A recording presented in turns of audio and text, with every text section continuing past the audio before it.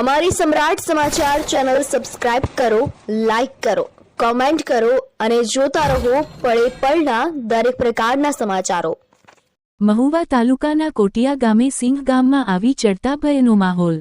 ભાવનગર જિલ્લાના મહુવા તાલુકાના કોટિયા ગામે સિંહ ગામમાં ઘૂસી આવતા લોકોમાં ભારે ફફડાટ ફેલાયો છે।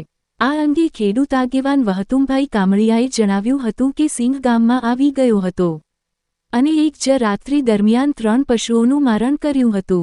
આ ઘટનાને કારણે પશુપાલકો અને ગ્રામજનોમાં ભયનો માહોલ સર્જાયો છે।